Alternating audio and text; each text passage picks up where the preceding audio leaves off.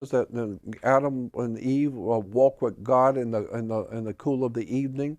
The very word in Hebrew for walk with God, the word in Hebrew means stepping on leaves, stepping on branches.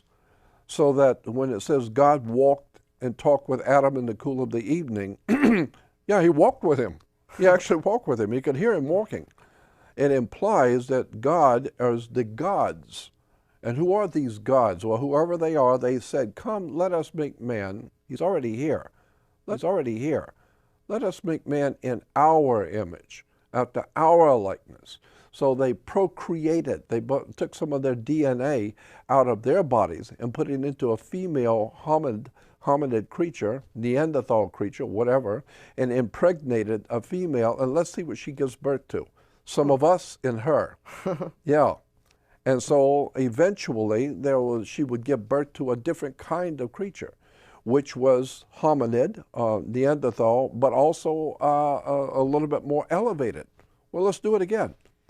So then they procreated with her again, and took that creature and mixed their DNA, and let's see what happens the next time. And that's us. That's where we come from.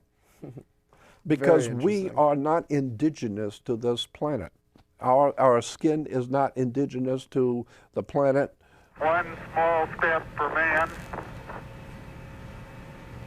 one giant leap for mankind.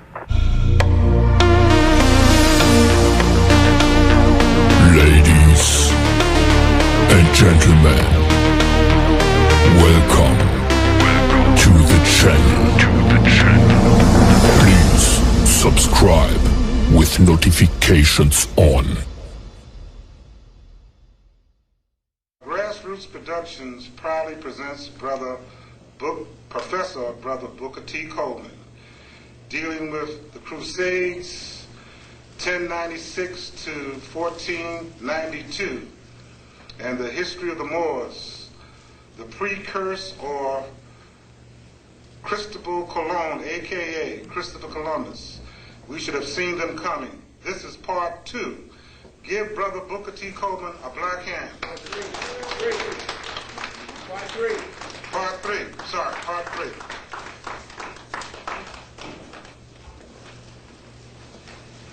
Hotep, my brothers and sisters. Salam alaikum. It is good to be back here at Grassroots Production. And for those who may not have been there from the beginning, this may be your first time, or maybe the time that you came in January might have been your first. The key to what we're going to be discussing this afternoon, this is our 3rd session. And when I first spoke to Brother Leon, and to Brother Yusuf, and to Brother Big Man, there was no way I could have done it in one presentation. So what I wanted to do was to stretch it out over 3 so that I could be very specific in what I said, so that the words that I said, the information that I gave would be clear. But the birth of this presentation, this 3-part presentation, came from when I was invited to do a presentation on the Moors. And out of the Moors, one of the things that I had said was that the only way that we can understand as a people, even when we look at our brother, our beloved, dear brother, Dr. Khalid Muhammad, there should be no surprise as to what we see happening around us. And if we knew and understood our history, we would have no problem understanding the position that we find ourselves in. However, to understand from what I see historically, to understand the position that we find ourselves in today in 2001, you've got to understand what happened in October of 1492. To understand what happened in October of 1492, you would have to understand what happened in January 2nd to be exact, 1492. But to understand what happened in 1492, you have to have a good understanding of the Crusades. And that's where the birth of this 3-part presentation came from. It wasn't an understanding, because part of the dilemma we find ourselves in as a people, any people, will find themselves in a dilemma if they can't answer 3 questions. Who am I in this world? Where in this world did I come from? And how in the world did I get here?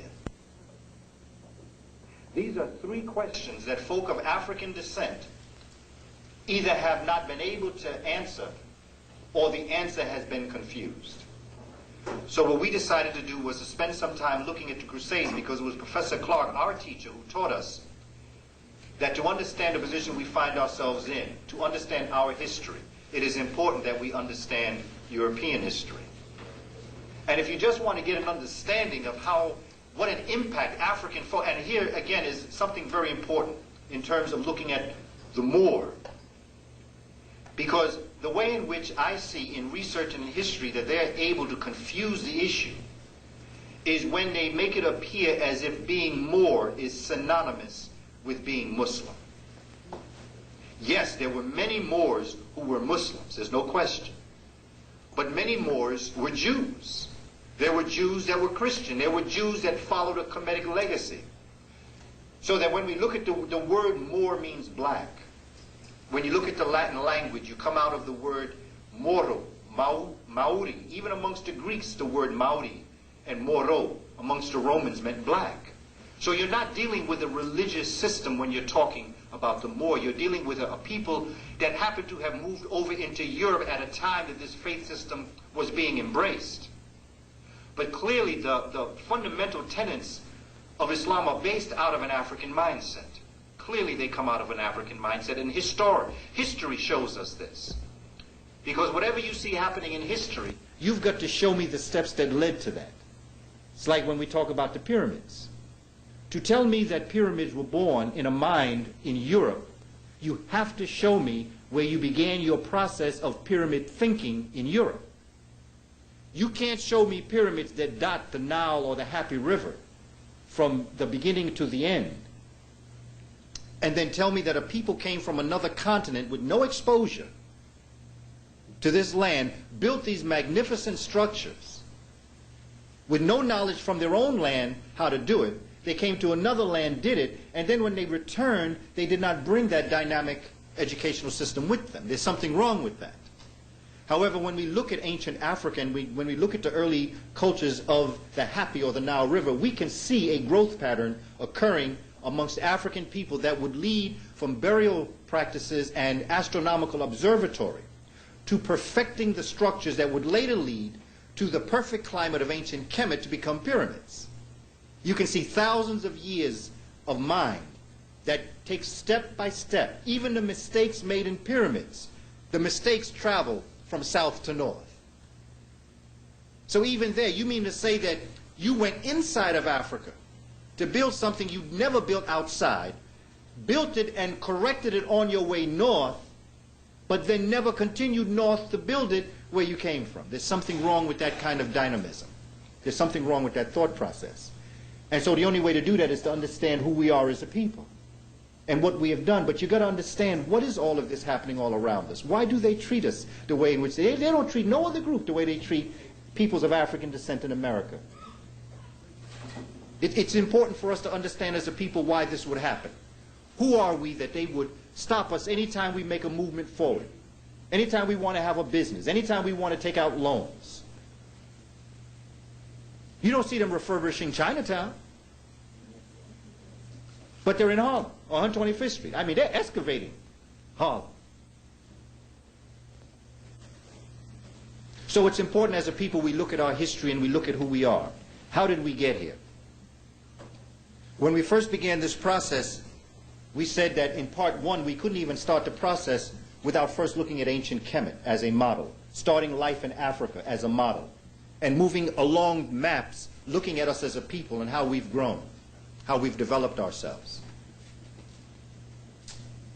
Looking at the Greeks, and the Greeks sitting at the feet of the peoples of African descent to learn this knowledge.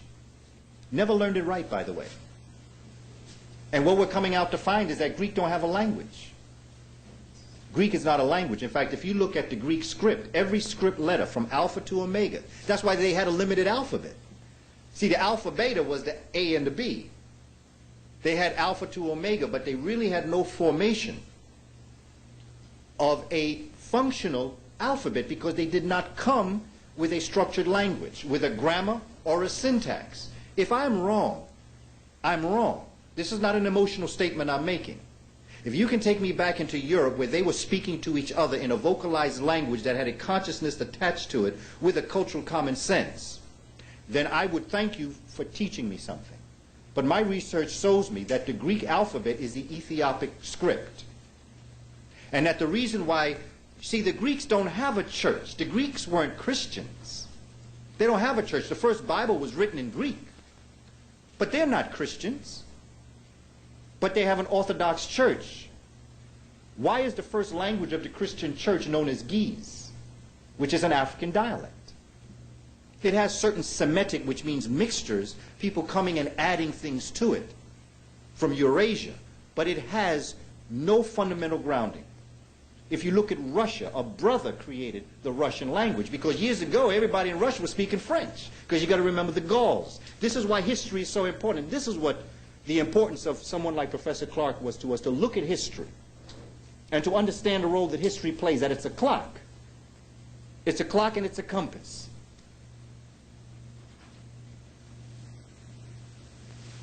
We walk around, we don't realize that all these universities that are that we fight to get into, right now young people are going to be fighting to get into these universities. They don't even understand that the formalization of an elder teacher teaching a younger person came out of the mind of an African person. And by the way, it came out of the mind of an African woman, because the first teacher on the planet was the woman, the African woman. So it came out of an African woman's mind to raise her family.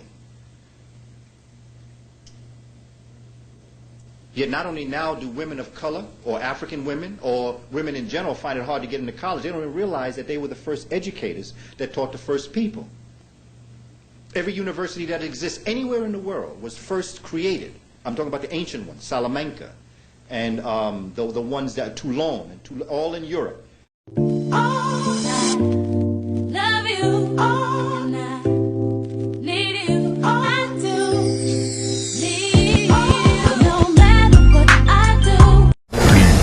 Subscribe with notifications on. I am Morpheus.